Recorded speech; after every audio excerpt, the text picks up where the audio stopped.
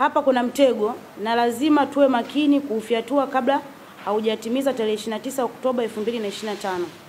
Ilishatangazwa ni siku ya kupiga kura, hivyo na sisi tukiamua kutoka na kwa maandalizi ya jeshi la polisi tunakwenda kutengeneza vifo vingi vya wapenda demokrasia pasipo kutumia akili. Nimetafakari pia sana tu kama inawezekana wenzetu wanaotuhamasisha tukaandamane wakiwa nje ya nchi.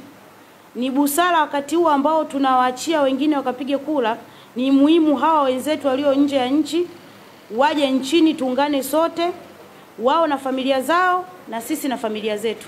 Tukisimama pamoja tuandamane na ndugu zetu ambao wako nje, ambao wanatuhamasisha tufanye maandamano na ambao wameandaa maandamano, italeta picha nzuri na hamasa kwa wananchi ambao wanataka maandamano. Kuliko kana tuhamasisha sisi tufanye maandamano, wao wapo mbali na Tanzania na wengine wapo karibu na nchi jirani. Kwa mimi nilikuwa na wazo kwa Tanzania na wapenda haki. Kama kweli tunataka tuondoe utawala ambao uliopo, hatutaki utawala ambao upo, hatutaki chama tawala ambacho kinatawala saizi na tunataka chama cha demokrasia na maendeleo kishike, ni vizuri tukajitokeza na tukajipanga baada ya wao kufanya uchaguzi wao Oktoba 29, na sisi wote tukatafuta muda na ndugu zetu wakapata kusogea hapa Tanzania nchini tudai haki kwa pamoja, kuliko tukahamasishana kufanya vurugu siku ambayo ni ya maandamano yaliyopangwa na serikali. Hii nasema ni vurugu kwa sababu tayari wenyewe kwa ishatambulisha siku ya uchaguzi, alafu sisi tukaja tukaleta maandamano hiyo siku. Manake tunataka ni ugomvi, tunataka vita, hatutaki maandamano ya amani kama ambavyo tunasema tunataka maandamano ya amani. Maandamano ya amani hatuwezi kutambulisha kwamba tutachoma vituo vya polisi. Maandamano ya amani hatuwezi kusema kwamba tutapigana manati. Maandamano ya amani hatuwezi kusema tutaharibu hivi, hatuwezi tukafanya hivi tukatumia lugha chafu. Maandamano ya amani yanafuata utaratibu mzuri.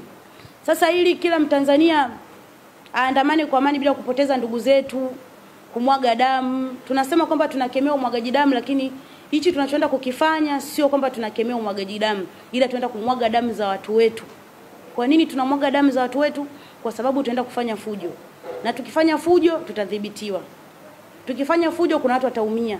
Tukifanya fujo tutakaribisha watu waovu. Waje wavunje maduka ya watu, wavunje ofisi za watu, watu waibiwe, tutaharibu miundombinu. Utakapo tulichofanya ni ujinga, hakuna kitu ambacho tumekifanya zaidi kupoteza ndugu zetu. Na ukizingatia upande mwingine wanaotuambia kwamba sisi tufanye hivyo, wao wapo, zitaumia familia zetu sisi ambazo sisi ni maskini, sisi tunajitafuta, wengine tunafanya biashara, lakini wao wenyewe watakopo ni wanufaika kwa sababu hamna cha kupoteza. Cha kwanza familia zao ziko salama, wako mbali.